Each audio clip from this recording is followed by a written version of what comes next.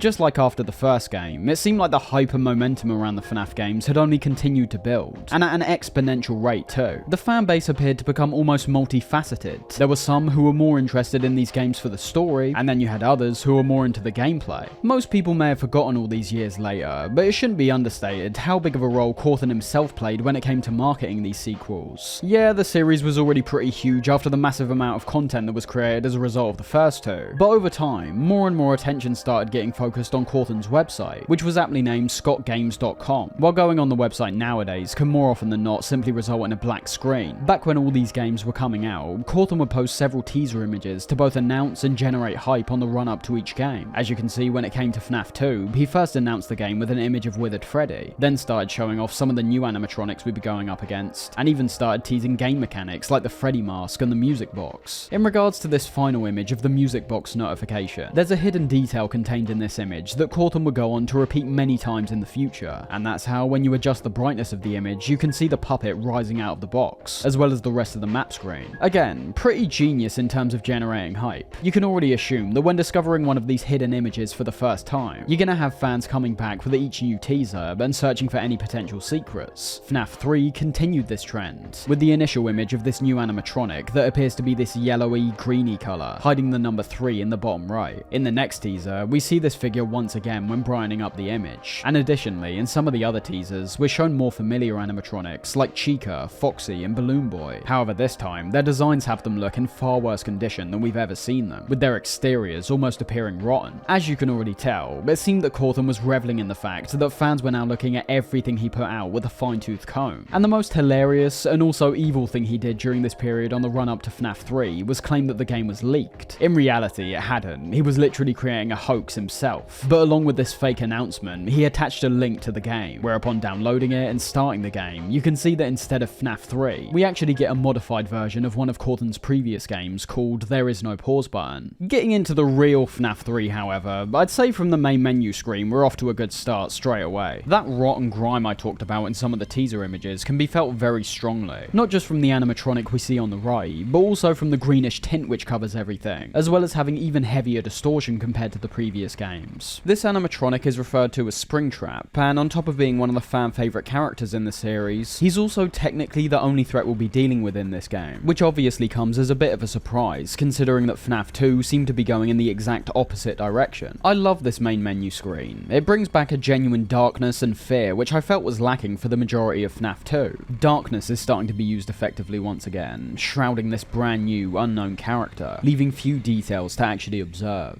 The ones which we can see, however, are equally horrifying. We've got another animatronic whose suit appears to be torn to shreds, with exposed wires and pieces of the endoskeleton popping out in several areas. But what's more ominous are the bright white eyes that are staring at us, almost seeming more similar to human eyes in how they appear. The game starts off focusing on yet another newspaper. However, this time, instead of a job listing, we instead see a newspaper article for Fazbear Fright. And as you can see from the headline, Fnaf 3 immediately presents a unique twist to the usual formula by turning the pizzeria we're working in this time into an actual horror attraction. Being set up in a local amusement park, this attraction bases itself on the unsolved mysteries of Freddy Fazbear's Pizza. While both restaurants in the first two games were named exactly the same, we can see from the game's description that this game's taking place 30 years after the restaurant's closure, and with the second game taking place in 1987, and the first game being speculated to have taken place in 1993, it's clear that we're not only jumping pretty far into the future, but also that this attraction will likely be basing itself more on what we saw in Fnaf 1.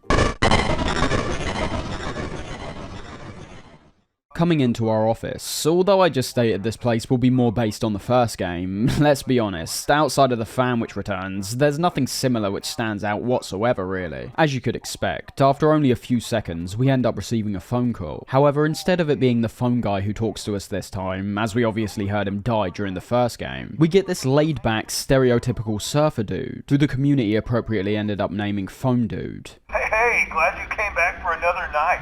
I promise it'll be a lot more interesting this time. We found some great new relics over the weekend, and we're out tracking down a new lead right now. As per usual, this first night is made incredibly easy to get through so we can pay attention to what's being said, as well as getting a lay of the land in a gameplay sense. But as we'll see in a second, that is taken to somewhat of an extreme in FNAF 3's opening night, not just being an easy night, but not having any difficulty whatsoever. Staying with the phone call for now, Phone Dude interestingly begins by not introducing us to our first day on the job, but instead welcoming us back for another night. As we saw in the past games, the dialogue and the way in which things are said oftentimes plays a vital role in deciphering the cryptic narrative. So in this case, we're immediately questioning why the decision's been made to have our character already working here before we take control. Is it simply work related, as it seemed to be with the previous night guards, or is there something deeper this time? We're informed by Phone Dude that the attraction's not actually open yet, with the reason for us being here coming from how they need to make sure everything works and nothing sets on fire. Like, the attraction opens in like a week,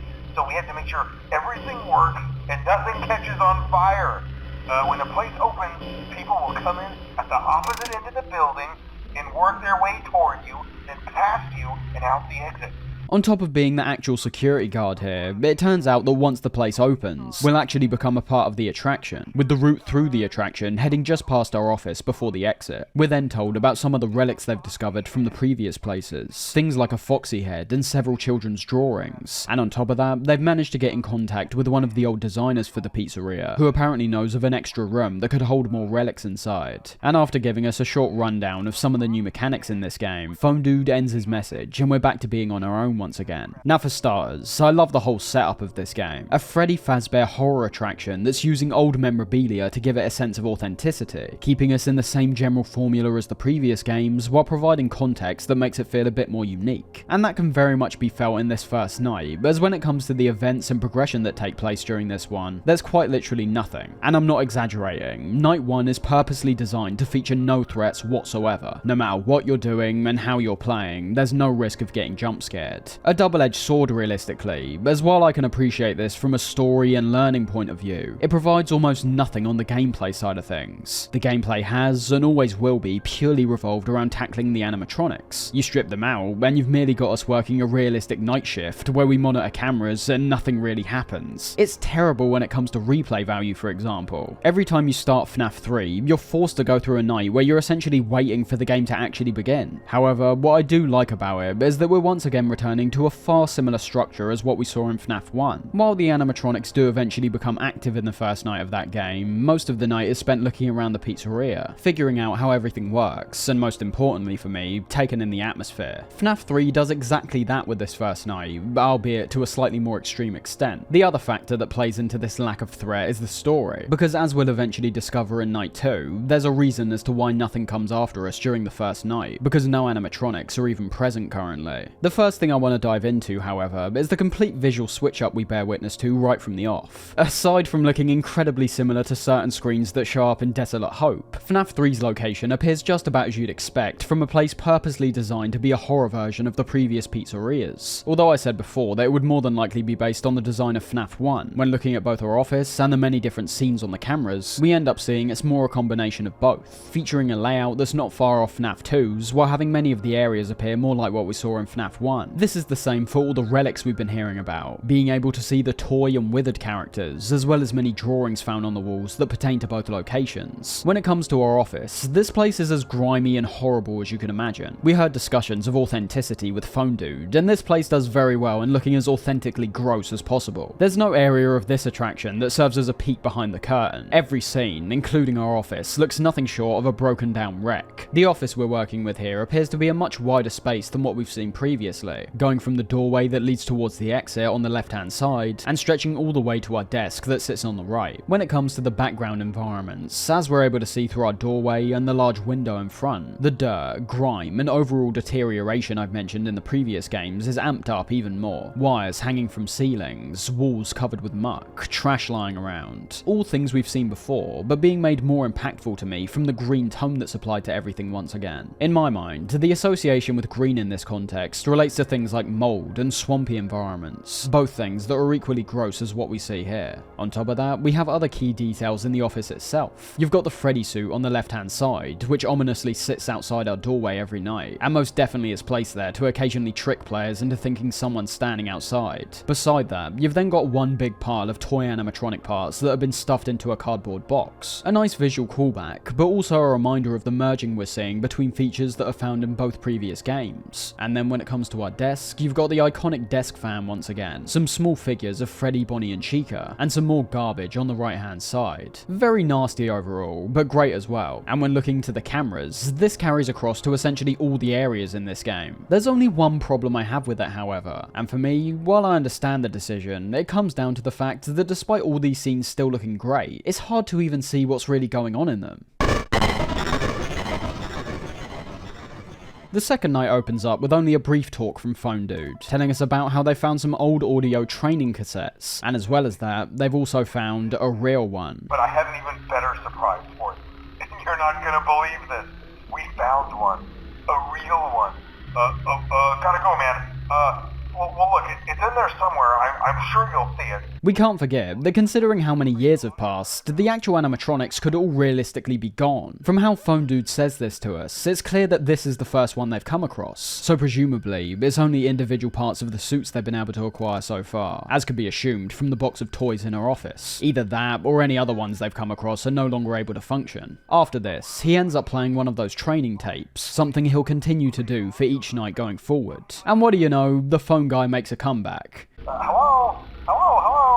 While these may seem initially irrelevant considering they don't pertain to our current situation, we soon discover from what we hear in these that they relate to yet another restaurant that was set up prior to Fnaf 2's. It's still referred to as Freddy Fazbear's Pizza, but the way in which he describes the suits and how they need to be used is completely different from everything we've heard before. Up till now, we've been dealing purely with animatronics. However, what we're told here is that the way in which the animatronics worked in this restaurant was to be functional both on its own and also when being controlled by a human. Right now we have two specially designed suits that double as both animatronic and suit. He describes how this performer/entertainer he's addressing will climb into these mascot suits to interact with the kids. As Phone Guy tends to always do, however, despite his rather upbeat tone, he also reveals that in the event the animatronic isn't set to suit mode before getting inside, and also if the internal spring locks aren't fastened up tight enough, it could easily result in death, or as he nicely puts it, irreparable and grotesque maiming. So please pay close attention while learning how to operate these suits,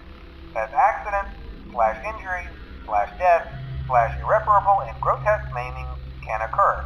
To begin with, let's take a look at our camera system once again, which is now accessed by moving our mouse all the way to the right hand side compared to being at the bottom of our screen. That in itself could lead to some people thinking it's a more awkward process this time, and while it's nowhere near as convenient, I'll admit, we'll see how other mechanics factor in towards not making it a problem. For starters, let's address the two biggest issues I have with the overall camera system. Some elements are perfectly fine. The way in which we access the individual cameras is exactly the same, simply being the grey boxes that surround each square room and hallway. Not an improvement once again, but not a step back. What I do have an issue with for one is the insane amount of distortion that's thrown on each screen now. When getting into the mechanics of the game a bit more, and some of the enemies we go up against, I do understand the intention of it somewhat. The severe grain inherently makes it much harder to identify individual elements within each scene, which is obviously important when it comes to locating, and in the case of Fnaf 3, also avoiding threats that appear on our cameras. The massive side effect of this, however, is that it can turn the game into an eyesore somewhat. I have never felt like I've truly been able to appreciate so many of the scenes in this game solely because of this grain. It took me to go into the game files and grab the individual images to finally understand what I was actually looking at. Look at one like camera 6. Yeah, I can see what appears to be an arcade machine, there's an eye on the left hand side, there's some wires I can see on the floor, but I don't think it should take me to literally hold on one individual camera and look right up close to see what's going on. The distortion's just too much for me, and I've always felt that, even from the first time I played. You can try and make an argument for what it brings to the table in terms of the atmosphere and gameplay, but the sacrifice of having these scenes appear indistinguishable at points is ultimately too big to make it feel like it's worth it. And the second issue I have basically stems from this distortion once again, and that's how the screen we're observing is now quite a bit smaller compared to what we had in the previous games. Before, when you pulled up the camera, it would fill up your entire screen, allowing us to get a better visual on each of these cameras. So it seems odd that upon ramping up that distortion significantly more, you're also given a smaller screen to observe it from. Without the distortion, game, it already requires us to look a bit closer than usual. But with it, that's when certain details become outright unrecognizable for me. So visually, in my opinion, the distortion is a huge drawback. It's extreme to the point of becoming distracting and actively taking away from the experience. Outside of that, you do still get some pretty cool scenes with many of these cameras, with me mainly enjoying the ones in which we're able to witness some of these old relics which have been repurposed. You've got camera A, where we're able to see Chica's head has now been turned into a light source, something that's done with several of the heads throughout this place. To the left, we can see the gifts from the game area in Fnaf 2, and of course on the right, we can see the puppet's mask hanging on the wall. Camera 4 shows a Foxy head hanging on the wall. Camera 2 shows what appears to either be a Bonnie or Freddy suit that's being propped up on a stand. And at the end of the day, all the cameras I've just talked about are essentially the highlights. While I enjoy the overall gritty style this game presents, we find ourselves in a situation where many of these scenes aren't really conveying all that much. I will say though, out of all the games so far, I'm going to give Fnaf 3 a pass in this regard. It's never been an issue of how the visuals are executed, because as has been the case with many of Corthan's other games, I do like his approach when it comes to the models and environments he creates, and that still applies here. It's more an issue of what is being achieved with each camera, what's being shown to the player, and why it's being shown. While Fnaf 1 has had the most success in this regard, I don't think any game has been truly perfect. There's always been one or two cameras that don't present anything impressive in the visual department if an animatronic isn't also standing in the scene. All the cameras in Fnaf 3 still do a good job of believably conveying the areas outside your office. The look of everything matches up with what we see when the camera's put down. But that's not unique to Fnaf 3 obviously, I think all the other games pull that off as well. So on the whole, I've got very mixed feelings when it comes to the visual side of this game. The environments, the repurposed suits and props, the posters and drawings, all that stuff I think is excellent in a stylistic sense. But just look at something like Camera 3 and you've got my main problems summed up in one image. My first thought is that I don't really know what I'm looking at, which comes down to the immense distortion and smaller screen size. But upon observing it closer, I then realise there is nothing to look at. It's a camera that's pointing straight at the floor. Its only purpose stems from functionality, which I can and will praise when it comes to how the gameplay's handled. But that doesn't excuse it for essentially being a scene that goes to waste when no one's standing in it. And remember, visuals are a very important aspect to a game like this, especially when it comes to the cameras. It's the only way of conveying areas outside of our room, so to not use them to their full potential, as I said, it feels wasteful. Unlike other games, I don't think there's any I would outright remove, because the way they all feed into the gameplay does work really well. But a distinct highlight in each scene would go a long way, just like the Foxy head in Camera 4. Without that, you've got another basic hallway, but with merely that one visual element, the scene stands out a whole lot more. The same applies to the size of our screen as well. I get that you've now reduced its size, likely as a way to intentionally make the image harder to see, as well as also letting us witness certain other visual elements that are eventually introduced in the background. But there are also drawbacks to doing this. Now with that being said, I've alluded to my enjoyment of the setup and atmosphere in this game a few times now, and that is very much the case. However, although visuals do play a significant role in this, I also have to give a huge amount of credit towards the audio side of things once again, as well as the overall context of the location itself. The latter of those is rather simple to me. All these areas are designed in a way to purposely appear creepy. There's still a great deal of personality to everything we see, but as I talked about in the first game, it was the fairly grounded nature of the game and the uncanny valley that was presented in the animatronics, which were key elements towards making me feel so unsettled while playing. It felt paranormal, but also realistic. That still applied somewhat to Fnaf 2, although not in a way that I found to be as impactful. And as I talked about in regards to some of the animatronics, there were certain design choices that were stepping more in the direction of a conventional horror game that I played many times before. Fnaf 3 essentially goes fully in that direction, with everything we see being run down and broken. But that piece of context that tells us we're in fact in a horror attraction actually makes it work. That realism element is brought back into the fold, despite our environment seeming like it's ripped straight out of a horror film. Everything would still look good in spite of that, but what I would otherwise describe as somewhat generic is now almost exempt because of how I see that's totally intentional. We'll see how this applies to aspects like Springtrap as well, and how he appears and behaves, but the setup itself is pretty clever. And speaking of the atmosphere in this game, you've not only got that grounded setting once again that still remains unnerving despite its intentionally unnerving design, but I also find that ambience is brought back in a pretty massive way yet again. Compared to the repetitive chime we kept hearing for most of Fnaf 2, the ambience in this game goes back to the idea of having one track playing in the background, while having small audio cues that crop up in between to present some variation, as well as throwing us off guard at points and surprising us.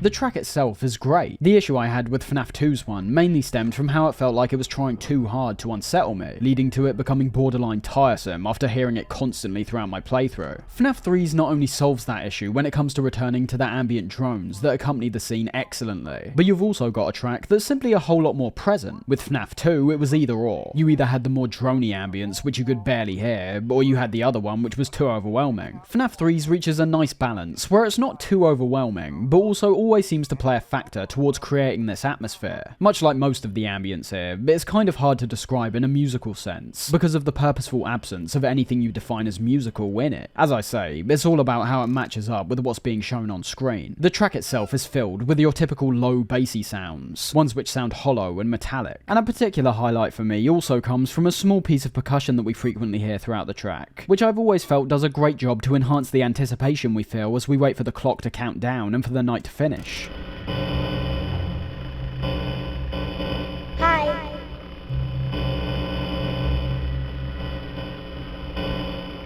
So jump scares aside, I think the atmosphere is a resounding success. I think when you can actually see all the individual screens, they create another believable structure with a look that remains consistent and stylish. And while observing all these, you've got an ominous audio track perpetually playing in the back to unsettle the player even further. With all that being said, however, this is merely one piece of the puzzle. A pretty big piece, particularly when it comes to a horror game, but it's also one that needs to be backed up with satisfying gameplay too. In Fnaf 2, we saw where problems could arise in this department. I felt the balance was thrown off in that case. The gameplay overall felt like a step in a different, albeit good direction, but it came at the sacrifice of almost being too engaging, to where the player's sole focus will be placed on functions and mechanics, compared to the feeling of raw fear. But as we're about to find out, I think when it comes to Springtrap and the tools we've now got to use, these factors have been undeniably refined. At the start of Night 3, Phone Guy continues his talk in relation to entering the animatronic suits, the key thing he focuses on being the spring locks that he briefly mentioned in the previous call. And the more he elaborates on what you can and can't do, the process of getting in these suits starts seeming absurdly dangerous. Please ensure that the animatronic parts are tightly compressed and fastened by the spring locks located around the inside of the suit. It may take a few moments to position your head and torso between these parts in a manner where you can move and speak. Try not to nudge or press against any of the spring locks inside the suit. Do not touch the spring locks at any time. Do not breathe on the spring locks, as moisture may loosen them and cause them to break loose. In the case that the spring locks come loose while you are wearing a suit, please try to maneuver away from populated areas before bleeding out, as to not ruin the customer experience. These spring locks are found inside the suit. You're in extremely close proximity with them at all times, yet we're told that upon entering it, you can't move them, you can't touch them, and you can't even breathe on them. Phone Guy hilariously says the quiet part out loud when advising the employee to move away from populated areas so we can bleed out alone, without ruining the customer's experience. The final thing he mentions though is particularly interesting, and is something else that will paint the previous games out in a slightly different light. As always, if there is ever an emergency, please go to the designated safe room. Every location is built with one extra room that is not included in the digital map layouts programmed into the animatronics or security system. This room is hidden to customers, invisible to animatronics, and is always off camera. We're told here that much like every location, there's a designated safe room that isn't featured on the map, can't be seen by the cameras, and is only accessed by employees. As we were told by Phone Dude, this is presumably where they ended up finding Springtrap, which is why he doesn't turn up during the first night. He literally wasn't in the building yet. But that opens up a whole host of other potential theories in regards to the other restaurant locations we're familiar with. If this secret room held a full-blown animatronic we've never seen before, who's to say there's not others out there? Linking this information back to Springtrap, however, it's that line relating to not ruining the customer experience that becomes rather important when looking closer into his appearance. Now, looking purely at how he's been designed, I think Springtrap is a damn terrifying figure. Yeah, he might be more conventionally horror, but there's elements which we can see return from Fnaf 1's animatronics that still manage to keep the model grounded. Compared to the plastic toys, that I argue always seemed a tad too futuristic. We can see the suit here is made out of that same fabric material that applied to the original animatronics. The suit itself appears very similar to Bonnie's, although due to how torn up it is, the bunny ears end up being the standout feature, which make the comparison more easily identifiable. However, it's within those tears and holes which are present all the way throughout the suit where the most disturbing elements revealed. As opposed to seeing that internal endoskeleton that we've now gotten used to, we instead have what appears to be some kind of fleshy substance that reaches all the way throughout the body. These aren't your typical organs and muscles though. They don't really appear to have any real structure, to be honest. There's parts where they coil around the endoskeleton, like around the shoulders and ankles of Springtrap. In the center of the torso, we see more of this flesh clumped together, but this is in no way your typical human body. There's so much space between all the individual parts, and it's unclear what all this flesh actually is. We can't particularly identify any internal organs, we can't see a heart, and there doesn't appear to be any bones either. But we know for a fact there's something inside this suit that's strangely human, and that's because it essentially is. We don't know who this guy is currently, but there's two details that inform us clearly of what's inside here and how it occurred. The second of those was described to us on this very same night, with both the tapes and this animatronic being found in the same location. We're made to realise this suit is in fact one of those same Springlock suits that were previously discussed, hence why this guy's referred to as Springtrap.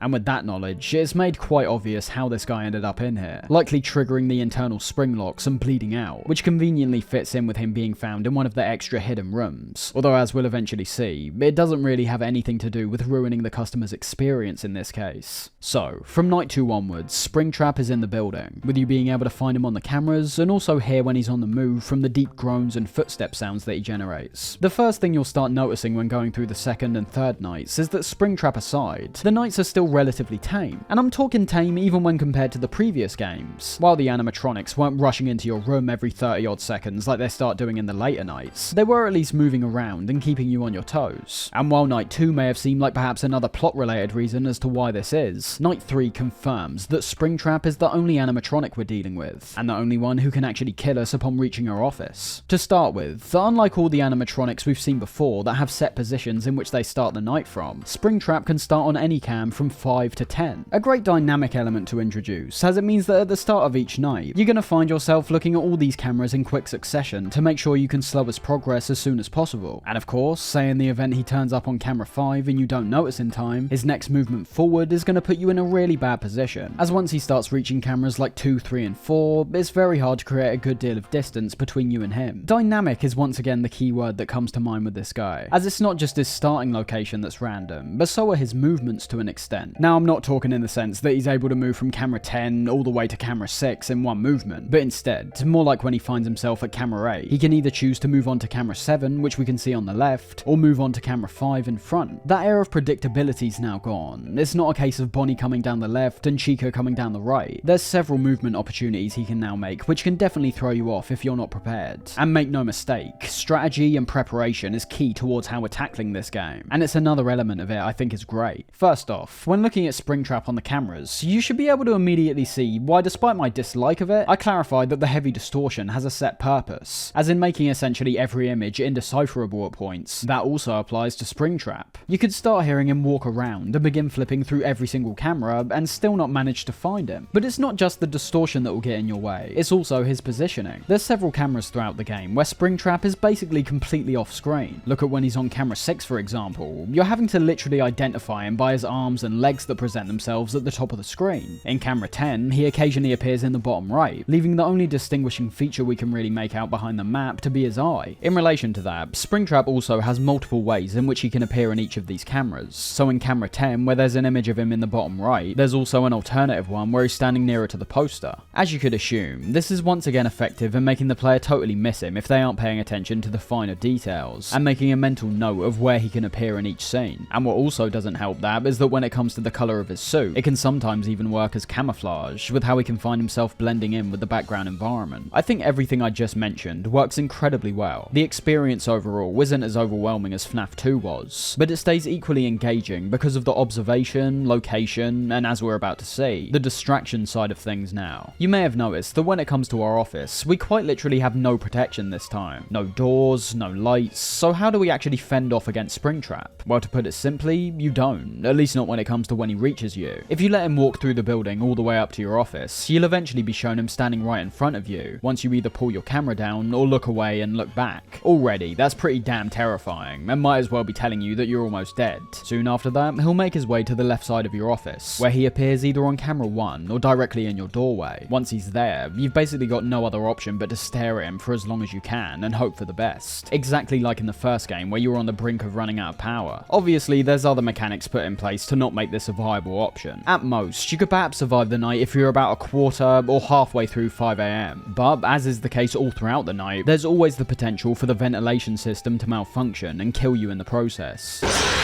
This is where we start getting into the prevention and luring side of things, which is where those strategic elements start coming into the fold, almost turning the game into a chess match, where you're needing to choose your moves wisely if you want to survive. So we've identified that locating Springtrap is incredibly important, which is backed up by the fact that any flashlight or power restrictions are now gone. You can use the camera for as long as you want realistically, but that doesn't mean it will remain fully functional. What you'll find yourself doing to begin with is leading Springtrap as far away as possible, so to cameras like 9 and 10. And the way we do this is by playing an audio sample of Balloon Boy in the rooms that are right beside the one Springtrap's currently in. During the earlier nights, this mechanic appears to work perfectly. If Springtrap's on camera 9 and you play the audio sample on camera 10, he's almost definitely going to wander onto the other screen. Hi.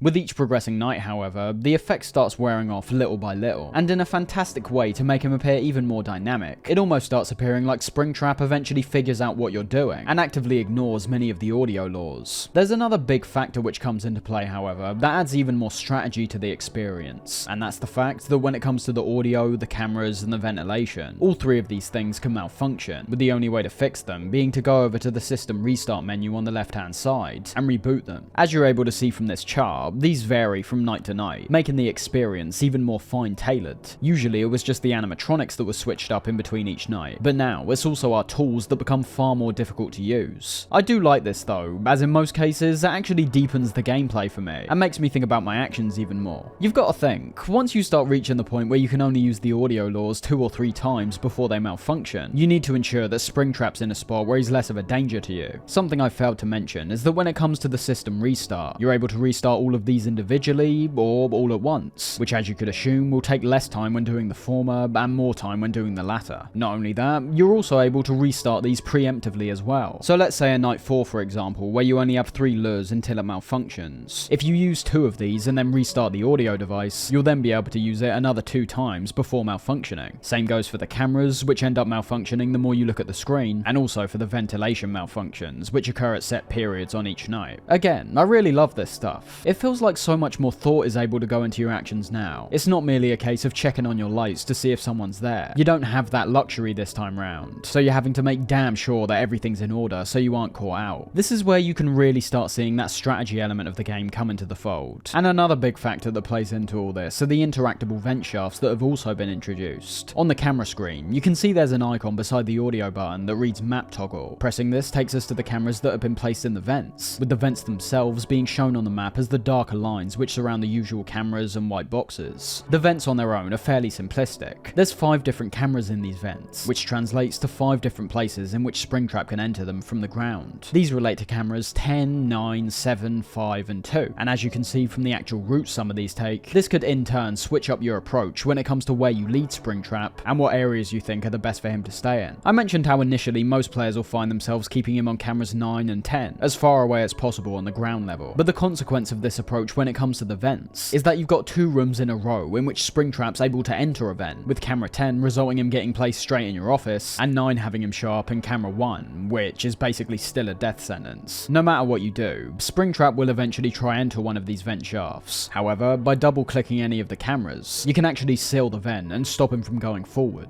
Much like his footsteps, we know Springtrap's entered one of these via the audio cue that plays, which is always loud enough to essentially be unavoidable. And in the earlier nights, even if you haven't already got whatever vent he's entered sealed beforehand, as long as you act fairly rapidly, you should be able to find him and seal the vent in time before he moves forward. However, when it comes to some of the later nights, like most things, you've basically got to be one step ahead at all times. If he finds himself on camera 7, you better close the corresponding vent immediately, as you simply won't have enough time to seal it before he moves. So in a way, the game does almost get better and better with each sequential night. The less chances we're given and the more aggressive Springtrap becomes, the more we need to think about every reaction we're making. Luck still plays a factor, of course. Every time you restart one of your systems, you're almost always finding yourself on the brink of falling apart, as with only 2 swift movements, you could lose track of Springtrap completely, and from there, it becomes a series of knock-on effects that could ultimately lead to your downfall. You spend too much time searching for him on the camera, it'll shut off and you've got to restart it again. And even if you do find him through all the distortion, you might only have one more audio cue left, which might push him back for a second, but he would have likely resumed his progress by the time you've restarted it. These elements are pulled off very well for me. Despite only going up against one animatronic, his behaviour and movement opportunities still eventually make him a really difficult foe to get past. And when adding that to our own gameplay when it comes to things like the audio cues, vents and restarts, our survival's far more dependent on the actions we're taking than ever before. The big change is that we've gone from having to be reactive to almost completely proactive. We're not waiting for someone to reach our door so we can close it, or putting on a Freddy mask when someone enters our office. As the gameplay's all based in absolute avoidance, we need to take the appropriate steps to keep him off our back. We're not given the choice to save ourselves when he comes near to us. We need to keep him at arm's length as much as we can. All the systems which feed into that, but handled about the best I could envision really. Because of the randomness and increasing speed we see in Springtrap's movements each night, you will likely still find yourself calling BS at times due to the situations you can find yourself in. Having your camera and audio shut off, going to restart it, and then immediately hearing he's in a vent. At times, the positions you find yourself in can almost feel unavoidable, and in some cases, I think that will be true. But more often than not, I tend to find myself asking what I did wrong in the situation, and how I could have gone on to avoid it. Should have I kept him on certain cameras compared to others? Maybe I should have restarted my camera while he was stuck in the vents. And it's because of things like that which make me appreciate the gameplay system in this game, and the excellent dynamic that's achieved between Springtrap, the vent systems, and the malfunctioning tech. That's not all, however, because as you may have noticed from my particular phrasing earlier, just because Springtrap's the only one who can actually kill us and end our game, that doesn't mean there's not other animatronics we're also having to deal with. Their non-lethal nature stems from how they're merely hallucinations. They can't launch a fatal attack because they don't even exist. They're referred to as the Phantoms, with there being 6 of these in total. Most of these either end up appearing on the camera or come as a result of using the camera. However, much like Springtrap, all of these are avoidable, so long as you know what makes each of them tick. The easiest and most random of these hallucinations is Phantom Freddy, who occasionally walks past the front of our office, with the way in which we avoid him simply being to outright ignore him, which can be done by either using our camera or maintenance panel. Failing to do this shows him ducking down before eventually jump scaring us, and like the vast majority of these hallucinations, we're made to reset our ventilation system as a result. Now, although I've mentioned the ventilation system, I haven't actually clarified why it's so important. After a jump scare like this, as well as in regular gameplay, you're notified that your ventilation system's malfunctioning from a bright red light that starts flashing, as well as an alarm sound.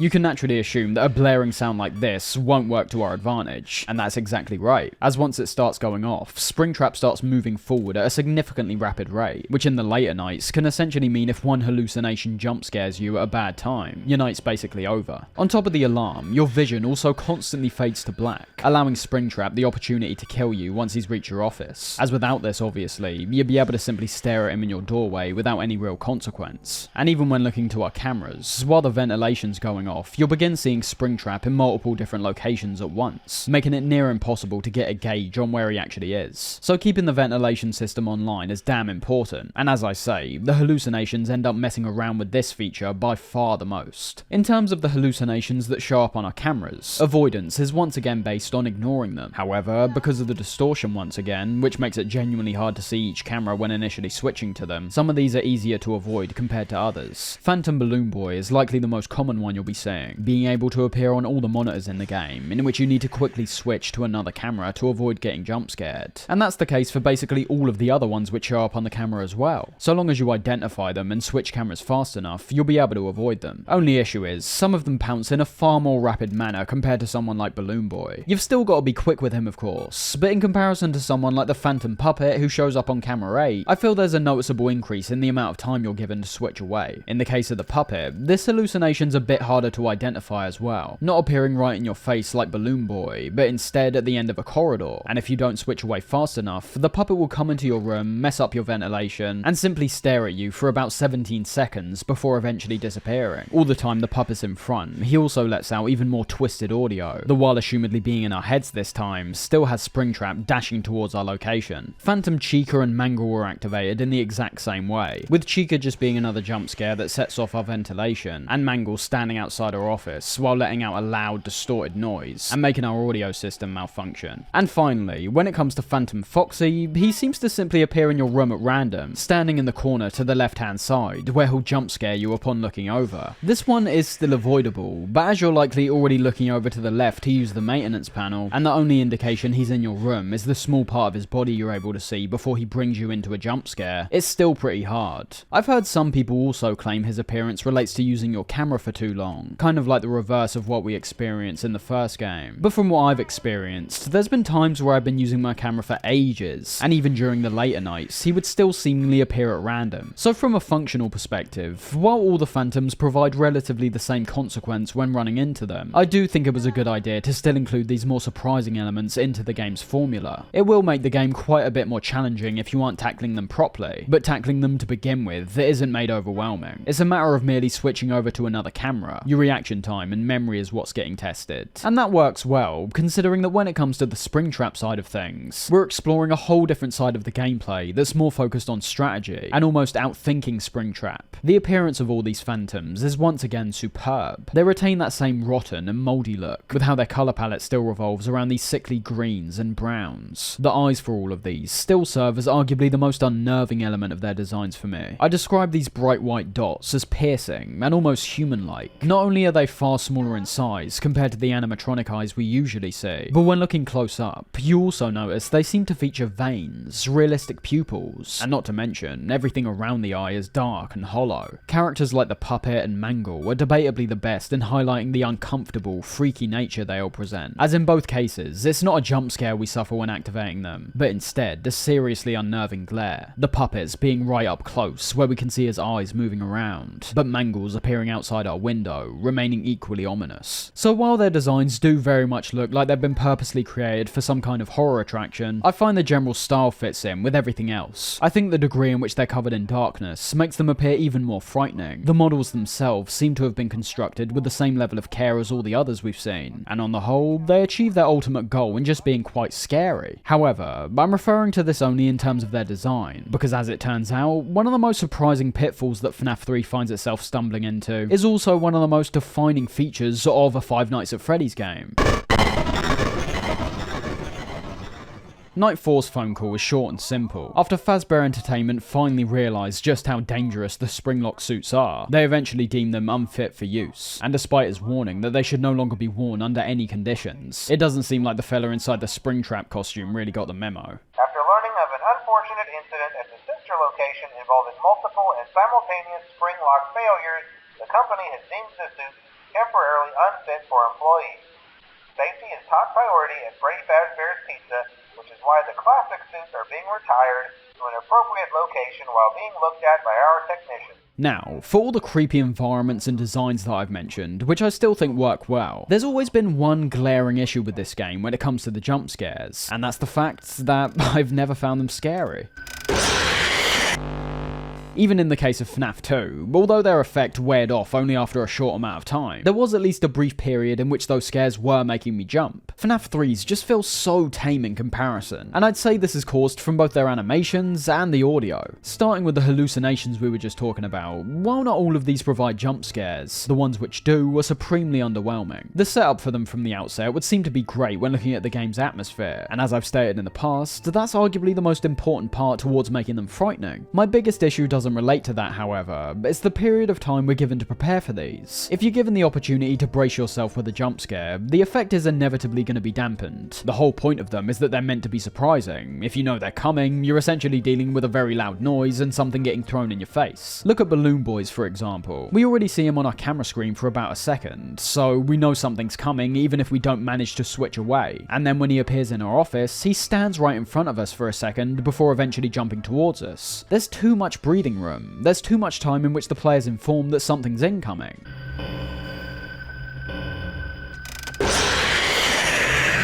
The best jump scare of all of these, and potentially the best jump scare in the game, would have to be attributed to Foxy, as he's realistically the only one where you're getting a genuine shock because of the random nature of his appearances. And when it comes to Springtrap, for the guy who's capable of ending our game, he quite possibly has the worst of them all.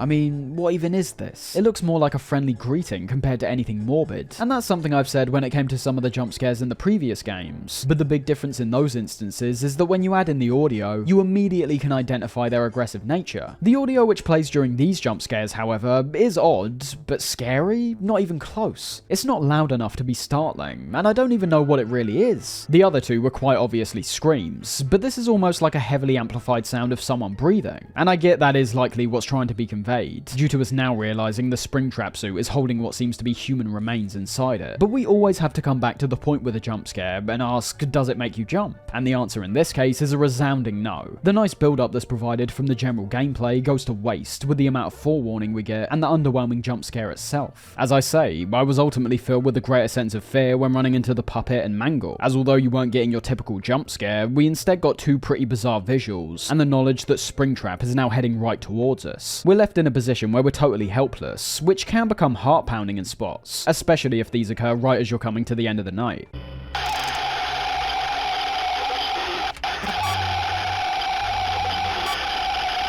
The jump scares are a miss, there's no question about it. We still see no real variation when it comes to the sounds they all generate. That sound in itself isn't very startling, and when it comes to Springtrap's animations, there's nothing in a visual sense that's really scary. Again, underwhelming is the main word that comes to mind. With how extreme and in your face the previous two games' jump scares were, it's strange to see such a significant backward step. It's not like this becomes a trend from here on out. Fnaf 3 is anomalous in some sense, as after this game, we end up going right back to the loud screams that come out of seemingly nowhere. Night 5's message is the least informative of them all, simply referring back to the hidden safe room and how no customers should be taken inside. The only real thing we learn here is that Springtrap Sue is in fact related to Bonnie, but is given the name Spring Bonnie instead. Management has also been made aware that the Spring Bonnie animatronic has been noticeably moved, and would like to remind employees that this costume is not safe to wear under any circumstances. Carrying on the trend we've seen from the last two releases, Fnaf 3 isn't without its fair share of secrets and Easter eggs. However, much like I found was the case with Fnaf 2, while many of these are still exceptionally rare to witness, outside of the mini-games that we'll talk about in a second, they aren't too impactful this time. They're all still interesting if and when they occur during your playthrough, but to be honest, with many of these, you likely won't even see that anything's changed. Most of these still revolve around your office and the cameras, with the chance you've got of seeing them hovering around the 1 in 10,000 mark, so not that common. When it comes to our office, there's several different figures that can appear when leaving our monitor. These would be things like the two paper pals that can appear, the cupcake from the first game, and even what appears to be the return of Shadow Freddy, although now appearing without his purple colour. I find it a bit of a shame just how unsubstantial these are though. Considering how small the chance is to even see them, I feel like they perhaps should have presented something a bit more, and at the very least, I think there should have been more time to actually observe them, as when you pull your monitor up once again, they all disappear. Bear in mind, that's all the occurrences that pertain to our office. There's no rare animatronic like Golden Freddy or RWQ. These are purely visual additions that are just incredibly rare. This also goes for the ones that appear on our camera as well. However, these are debatably even less substantial. They can be witnessed on cameras 2, 4 and 10, with camera 4 having a very rare chance of showing the drawing of the cupcake on the left hand side changed to a golden one, and in the other two cameras we're able to see the posters in each scene changed to a golden version of Spring Bonnie. Yeah, you can call these underwhelming, but for me, they're almost non-existent. Even in the event these do show up in your game, as there's nothing which occurs afterwards, you'll more than likely find yourself missing the visual change entirely, if not for how it blends in a bit too well with what's seen typically, but also from all the other visual effects that are thrown on screen. What I find to be the funniest secret in the game, however, is one that's hiding in plain sight. It seems that Cawthon's Fnaf 3 troll game isn't without some relevance when it comes to the actual game, as by simply removing the cameras and looking at the main part of the map upside down, you'll notice that it's purposely been designed to appear like that anim dude character character from There Is No Pause button. So that's all there is to see in game, but we do in fact have the return of the rare images that can be shown after the warning message, game over screen, and when starting a new night. Unlike the others we've seen before though, these are quite pivotal when it comes to the player's understanding of what Springtrap is, because as you can see across all three images, we see the progression of Springtrap slowly taking off his mask. The first shows him with his mouth open, something we rarely see in game, and definitely not to the extent we see here. And over the next two images, we see more and more details in relation to the person that's trapped inside. His skin is red and heavily scarred. He still retains some of his teeth, although most of them seem to be missing. We can see 4 metal bars that appear to be shooting through the guy's jaw, pushing up into his mouth and out through his upper lip. And we also get confirmation that those bulbous white eyes are in fact real, with the final image giving us a real good look at the guy's white pupils and the veins which surround them. Real disturbing stuff, but that's not all we've got to work with. Fnaf 3 is the first game in the series that features multiple endings, with there being one that's defined as the good ending and the other being the bad. The bad ending purely relates to playing the game like normal, where upon reaching the end of night 5, we're taken to a closing image with a message that reads bad ending, showing the heads of the 5 original animatronics with light shining on the inside. This signifies the souls of the 5 children are still trapped inside the animatronics, for the first time painting their situation out as a sort of purgatory which they're yet to escape. So as you could assume, when it comes to getting the good ending, it all revolves around putting their souls to rest. The question that will be on most players' minds when reaching this ending for the first time is, what did I do wrong? We've reached the end of the game in a manner that seemed entirely binary, and are told that we got the bad ending? Well, in typical Five Nights at Freddy's fashion, achieving the good ending isn't as simple as merely dying less times or completing a set of challenges. Throughout each of the 5 nights, there's specific objectives we need to complete in each one, all of which relate to several different minigames that we can access on certain cameras, and all of which are highlighted to the player in the most obscure manner possible. Make no mistake, compared to some of the other secrets here, these minigames are just as vital as the ones we saw in Fnaf 2. As we already saw when getting the bad ending, this game's actively aiming to achieve a resolution of some sort, and in that resolution, it's only right to give some clarification to certain mysterious plot threads which have been set up previously. To begin with, we have to go all the way back to the start of the game, which might sound annoying to those who literally just got to the end, but it's essential in gaining access to all of these minigames and activating them at the correct times. Unlike Fnaf 2, these are found in-game around the attraction, with the first one being found on camera 3, and much like most of these, the way in which we access it is hiding in plain sight. There's a drawing of the puppet on the right hand wall, and by double clicking it, we're brought into a minigame referred to as Happiest Day. This sets up what we'll be doing throughout all these minigames. We can see several kids sat at tables with a cake in front of them, all of which are wearing masks of what we can assume are the animatronics. It's important to note that the grey character we're controlling is also wearing a mask, and from the rosy cheeks that are featured on it, we can also assume this is actually the marionette. Walking right to the end, we eventually discover the grey crying child once again, with the symbolism here being very clear. You've got all the kids enjoying themselves and eating cake, and this lone child who's in the corner by himself with nothing. Much like we saw in the bad ending, the process we're about to go through is all based on setting the souls of these dead children free, putting them to rest, and letting them escape the purgatory they found themselves in. The style of this minigame remains consistent from what we saw in Fnaf 2, which also applies to all of the other ones here. And while I still like the 8-bit look, and especially enjoy the bright poppy colours that are occasionally used, which can oftentimes contrast with the darkness and grey colours which surround them, it's also the music that plays a massive part in taking them a step further, and having me feel pretty freaked out. It's a similar kind of feeling I have when hearing Freddy's Toreador March song in the first game. There's this old-timey quality to many of the tracks that are presented which throws me off. Don't get me wrong, they work really well with all the scenes, but in a way, that's because there's an out-of-place quality to them as well. In this first instance, the creepiness obviously stems from the sound of a music box, one that kids would listen to, being paired up with a reminder that many of the children we've heard about in these games have been straight up killed. However, there's also somewhat of a mournful and sad aspect to this track, which presents itself more heavily towards the end in a pretty fantastic way. After we've seen this first minigame, still during night 1, we need to then go to camera 8 and click on a Balloon Boy drawing, where this time we're brought into BB's Air Adventure. This minigame's equally off kilter compared to the first one, getting another song in the back which sounds incredibly unsettling, and being given the initial task of collecting red balloons. This is where things start getting really obscure though, as upon doing this, despite an exit opening back where we started, there's still apparently one more balloon to collect. As has been the case with everything up to this point, the way in which we discover this balloon is hiding in plain sight. Heading over to the left wall and jumping up reveals a secret opening that we can make our way through, and after falling through a couple screens in which we're made to feel like we've almost broken the game, we come across what appears to be 3 other crying balloon boys and a large large tree, all of which are covered in absolute darkness. This merely being another reinforcement of our ultimate goal. Much like the crying child we met at the start, there's other lost souls we need to set free. And continuing right, we collect a multicolored balloon and are taken back to night 1, essentially setting everything else in motion. One thing I purposely didn't mention till now was that after completing every night in this game, whether you're pursuing the good ending or not, we're always taken back to a minigame which finds us back in the pizzeria during the first game. The layout's basically identical to what we saw back then. A show stage in the middle, parts and service to the left, 2 hallways that lead down to an office. Each night we control a different animatronic, starting with Freddy on night 1 and eventually ending with the puppet on night 5. There's a general routine for all of these which is never really deferred from, and that's how no matter where you go, or if you choose to defer from the path this purple Freddy leads us, the only way to progress is by trying to enter a particular room, getting an error, and promptly being dismantled by purple guy.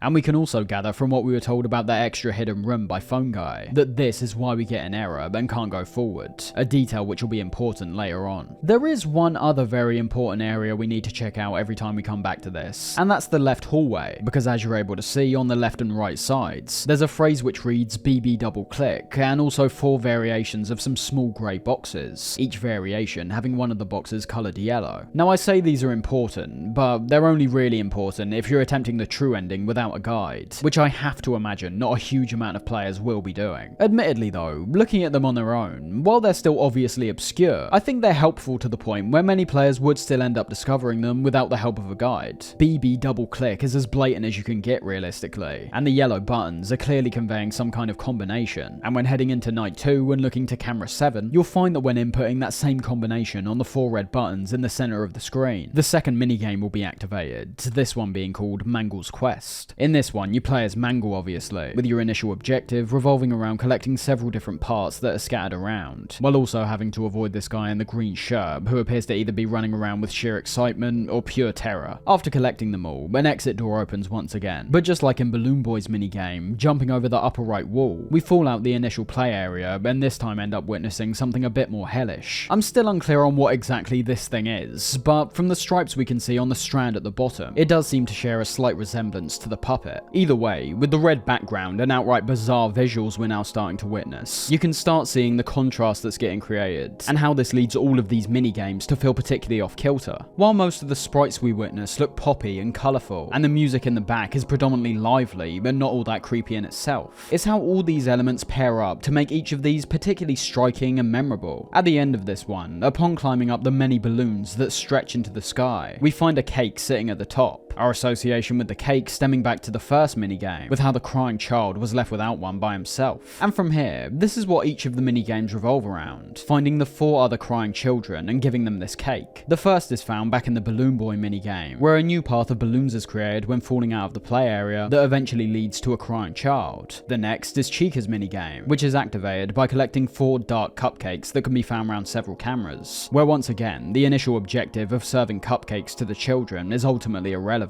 All we need to do is find the crying child, give them cake, and then we're done. It's the final 2 minigames that are a bit more interesting, however, the first having us take control of what seems to be Freddy, but as we can see from the golden colour both him and the Bonnie figure share, we can assume this is a small glimpse at how both those old suits look like in action. Let's not forget, Phone Guy told us how there were 2 Springlock suits, and as we know for a fact that Spring Bonnie was one of these, we can naturally assume this golden version of Freddy is more than likely the Fredbear we heard about in Fnaf 2, when being told about the original Fredbear's Family Diner location. As Fredbear, we journey across several screens that all present the same scene, looking like what we can now say is likely a heavily simplified version of Fredbear's Family Diner. And in the process of glitching all over the place and climbing up many of these boxes, we eventually discover another crying child sat by themselves. And finally, coming into night 5, we find what seems to be an RWQ figure on our desk, and by clicking on it, we're initially taken back to the Balloon Boy minigame. However, this time, we're controlling RWQ instead. And by jumping out the box and pressing S to switch between several different scenes, we eventually find the 4th and final child. Upon achieving this, we then need to head back to the Happiest Day minigame, give the final child their cake, and with how all the figures suddenly disappear, we can confidently say that we've put all their souls to rest. It's all pretty conventional when you break it down, to be honest. I think it's just the manner in which all this stuff is actually found, which has fooled some people into thinking these story elements are convoluted. All of the imagery we've witnessed throughout these minigames is superb in my opinion. I hate to say it, but for as much as I enjoy the general ambience and atmosphere presented in the main part of the game, I honestly have to say that these short mini-games did a much better job when it came to creeping me out. In short, they do a lot with a little. The low-res graphics once again present an obscuration that has our mind filling in the blanks at points, a method of conveying sheer horror that I think works really well when pulled off correctly. The several different musical tracks present this undercurrent of both fear and joy simultaneously. Particularly when it comes to the Happiest Day track, there's a wistful, mournful quality to it that ends up fitting perfectly with the closing image of the figures disappearing and the balloons flying into the sky. It's one of the first, and to be honest, only moments in the Fnaf series I describe as genuinely quite powerful. It's a stark reminder as to what it is we've been witnessing all this time. A group of kids whose lives were taken far too early, and in knowing that the puppet, and by proxy ourselves, are the ones responsible for setting their souls free. It's a moment I describe as kind of beautiful. With all that out the way, we still need to reach the end of Night 5, which is no easy task. But upon doing that, we're brought to a final minigame in the pizzeria, where we now take control of a crying child, who we can assume is the puppet once again, or at least the ghostly apparition of the puppet's child. In this one, we're finally able to enter the hidden room, where inside we find Purple Guy, some arcade machines, and what seems to be the Spring Bonnie suit. The other children's souls block him from leaving, and as we chase him around the room, he eventually dashes to the Spring Bonnie suit to hide, which ends up resulting in his ultimate downfall.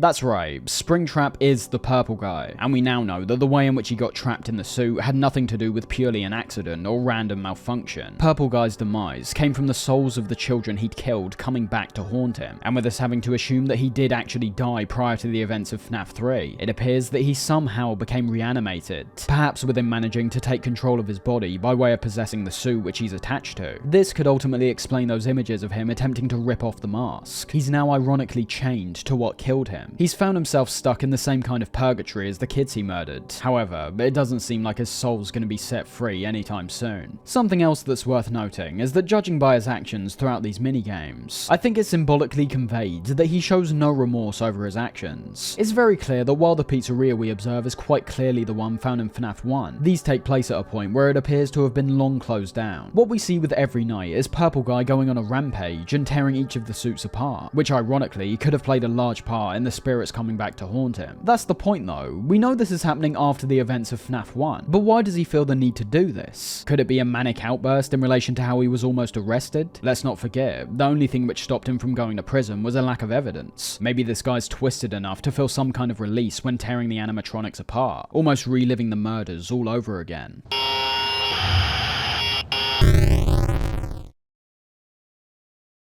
And with that, we reach the end of Fnaf 3. I'll be honest, it's a weird one for me. I'd say the fan response to this game, while still being mostly positive, was a bit more underwhelming than what we'd seen in the previous two, and this could stem from numerous factors obviously. The gameplay is still very similar to what we got in the first. The jump scares are nowhere near as frightening, and are almost predictable. I can imagine the way the game looks will be very unappealing to certain players. But looking to the game itself, I think I found myself even more of a fan when coming back to it this time. In looking deeper into the mechanics, and knowing down all the dynamics that are shared between several different elements, I think the gameplay in Fnaf 3 excels where the previous game faltered. We're still not reaching the heights of the first game, I'll add, but what Cawthon managed to create is a thoroughly engaging gameplay experience that doesn't rely so heavily on reaction time and things flashing up in your face. I will say that I found it a bit easier compared to the last two, and I have to assume this comes from me being already somewhat familiar with how the game works before going in. So from a replay value point of view, outside the 6th night, which cranks the difficulty up to a pretty massive extent, subsequent playthroughs will likely not be filled with that same level of stress and tension. You could obviously try and apply that to the other two games of course, but with Fnaf 3 it's a bit more of an issue considering how much control you have, and how you're able to navigate the experience. This is where positives and negatives start coming out in pairs. I love the strategic side of the game, but once I figured it out, I think it's undeniable that we're back in a position where the fear factor is heavily diminished. While luck can play a factor from our point of view, it can equally work the same for Springtrap, as if you know how to to effectively pin him down to a certain area, which you can definitely do in many of the nights, I hate to say that it almost becomes a tad boring. As I say, the 6th night, referred to as Nightmare, is the only time where I realistically started feeling pretty overwhelmed. So I suppose what I'm getting at is that I think the balance is off. Too many of the main nights felt like a breeze to me, so to get this genuinely difficult night right at the end of the game feels like a massive jump. With all that being said, I still really enjoyed my time with Fnaf 3. Although the gameplay experience can appear slightly boring when you know what you're doing, we have to realise that for people playing the first time, that will not be the case. And even when replaying the game, I still heavily appreciate Cawthon's attempt to switch up the gameplay formula, while still retaining core elements like the camera system. The switch from reactive to proactive gameplay is great. The way in which Springtrap behaves finally solves that big issue I had in the previous games, where it felt like many of the cameras were going to waste. Now we're in a situation where we have to look at all the cameras to locate Springtrap and lure him away. And not to mention, the story developments we see are handled brilliantly in my opinion. They answer some pretty vital questions, while leaving the door open for any potential sequels in the future, and is carried out in a manner that's entertaining, intriguing, and left me feeling satisfied with the work I'd put in to achieve the true ending. Fnaf 3 doesn't feel like a step back or forward particularly. It feels like a step in a totally different direction. I appreciate the attempt from Cawthon to keep things fresh, as although Fnaf 2 was an evolution in some sense, it was also far too similar to the first game in parts. I think Fnaf 3 avoids this stagnation by substantially reinventing the gameplay formula, and putting a whole lot more emphasis on the story elements. When thinking about it, I basically only have two real issues with this game, those being the distortion effects on the camera screen and the jump scares, but they're so substantial to where they do draw back from the game fairly significantly. My appraisal of the game's overall look is hampered to an extreme extent because of how hard it is to even see this stuff, and the jump scares, well, we've already been through them. Considering how loud and aggressive the previous two games were in this department, this is a massive step back, especially with Springtrap. It reaches a point where I could hardly even define it as a jump scare. I think it's that tame. When it comes to extra content in Fnaf 3, there's no custom night, which kind of makes sense considering how you're only really dealing with one animatronic. We have the Nightmare Night, which I think presents the best opportunity for the player to put their skills to the test, but this time we also have an extras tab that allows us to do things like view all of the animatronics in a greater amount of detail, play all the mini games, and upon beating the Nightmare mode and getting all 3 stars on the main menu, we can also observe all the jump scares whenever we want and activate cheats. Nothing too massive, but interesting nonetheless. Especially when it comes to the cheats, activating ones like the radar can give you an even more in-depth look at Springtrap's behaviour. But to be fair, if you've unlocked cheats to begin with, I don't really know why you'd need them.